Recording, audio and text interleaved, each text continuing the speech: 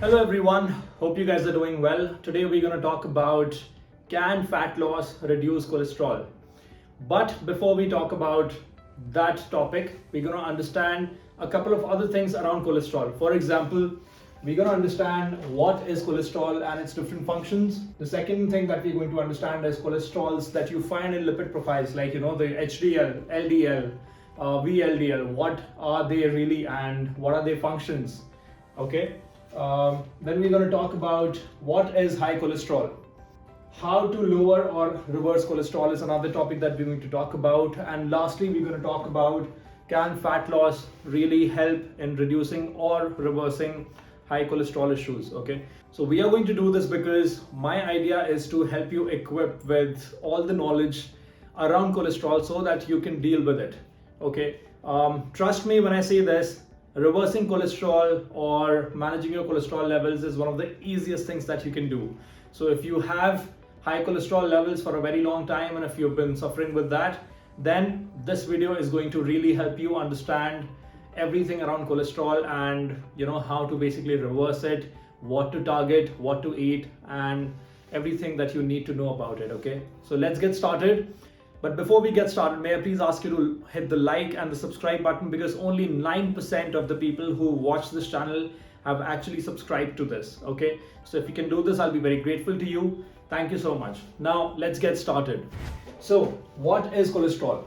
Well, cholesterol is basically a wax-like substance which is produced in the body by the liver. Okay, so 75% of the cholesterol that is required by the body is produced by liver, and only 25%, the remaining 25% is consumed through the diet that we eat. Okay, so is cholesterol really bad for you? Well, let's understand. For that to understand, we need to understand what are the different functions of cholesterol. Okay, so the different functions of cholesterol are, first is that it helps in creating the cell membrane of the different cells that we have in our body. We have billions and trillions of cells in our body, so it helps in creating the cell membrane. It also helps different cells in communicating with each other. So that's one of the most important functions of cholesterol.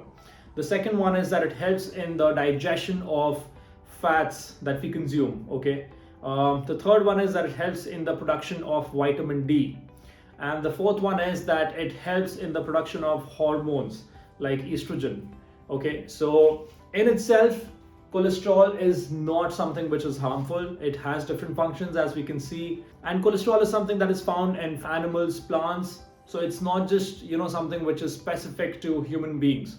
Okay, so without cholesterol, there's basically going to be no life, because it is used for various important functions in the body. Okay, so please keep this in mind. Cholesterol is not bad in itself. It has various functions. Okay, so now we're going to talk about the lipid profile. So when you get your blood test done and when you get your lipid profile, you get 4 markers in the lipid profile. Okay, so those 4 markers are HDL, LDL, triglycerides, and VLDL. So what are they and what is their role? Let's understand. So the first one is HDL. It basically stands for high density lipoprotein. Okay, it has about 15 to 20% of cholesterol in it, and it's called the good cholesterol because its role is to reverse transport the cholesterol present in different tissues and bloodstream back to the liver, so that it can be either excreted out of the body or it can be used for reconverting the cholesterol back to bile. So when you have a good amount of HDL, when it's in the range, okay, then you don't really need to worry about the cardiovascular diseases. You don't really need to worry about the risk of heart issues, because HDL is an ample amount and it will help all the extra cholesterol getting back to the liver, so that it can be removed from the body or used for different purposes. Well, now the next one is LDL. Now LDL stands for low density lipoprotein, and it is the main carrier of cholesterol. Okay, so LDL is made of 50% cholesterol, and it is also called bad cholesterol because LDL goes through the bloodstream and also sometimes gets stuck in the blood vessels and gets oxidized, which basically creates plaque, and that basically narrows down the blood vessels, which creates a lot of problem for the blood to flow easily. Okay, so that's the reason it's called bad cholesterol. The next thing that we're going to talk about is triglycerides. So triglycerides go up in the body when there is excess consumption of sugar, or when there is excess consumption of refined carbs, alcohol, and when there is low amount of activity. Low amount of activity, or let's say when you have a sedentary lifestyle, or when you don't perform enough exercise in your schedule, in your routine, then you have triglycerides going up.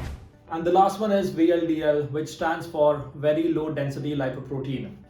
Well, it is made of 85 to 92% cholesterol, and its main function is to carry triglycerides all around the body and unload it to different parts, different tissues. Okay, so when it is done unloading all the fat, all the triglycerides all around the body, it turns into LDL.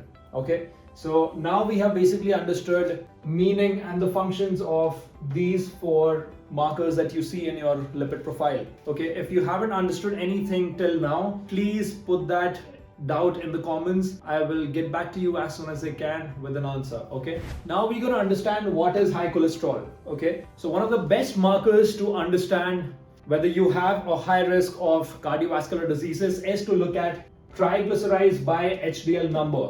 Okay, so if this number is more than 2, then you have a high risk of cardiovascular diseases. But if this number is less than 2 or even 2, then the risk of cardiovascular diseases is very less. Okay, so this is what you really need to look at. This is the best marker to understand whether you have a high risk of cardiovascular diseases. Okay, now a lot of people say that LDL is also a great marker to understand whether somebody has a risk of cardiovascular diseases, but that's not the truth, because LDL has 2 segments. Okay, it has 2 categories, LDL-A and LDL-B. LDL-A is the one which basically floats around in the bloodstream and does not really cause any issues.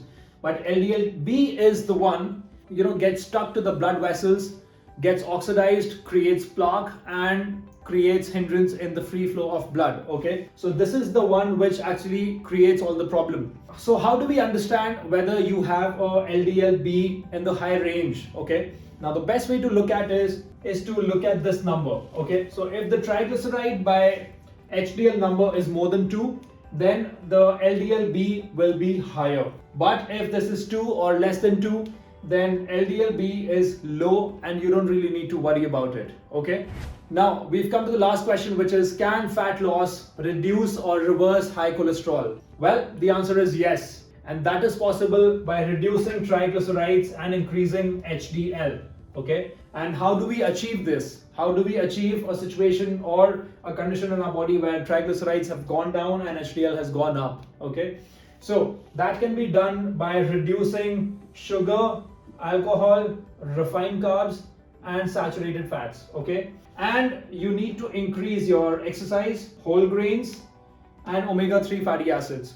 This is something that you can get from foods like walnuts, or you can get it from oily fish, or you can just supplement it with the help of omega-3 pills. Okay, there's one more thing that you need to really take care of, and that is, in overall you need to eat your calories in deficit, because that's going to actually help you reduce your triglycerides, and you need to imbibe a good workout plan in your routine. Okay, so when you will take care of this whole thing, you will see your triglycerides level going down and your HDL levels coming up. Now let's understand with an example. Okay, so earlier the person had 200 triglycerides and 45 as his HDL number. Okay, when we divide this, the answer was 4.44. Okay, so in this case the person is at a huge risk of cardiovascular diseases, because the number should be 2 or close to 2. Okay, as we had discussed earlier in the video. Now, after the person has done all the lifestyle changes of exercising, increasing their omega-3, reducing their sugar, carbohydrates, and all of that we just discussed about, the numbers have changed after a few months. And now the revised numbers are 110 triglycerides and 50 as the HDL number. Okay, and when you divide that, you get a number of 2.2. Okay, so person sees a number changing from 4.44 to 2.2. It is a sign that the person's cardiovascular health has improved and the cholesterol numbers have changed drastically. Now, as we discussed that, when you have a triglyceride by HDL number close to 2, which is this right now, you have low LDLB. And when you have low LDLB, you have better heart health. Okay.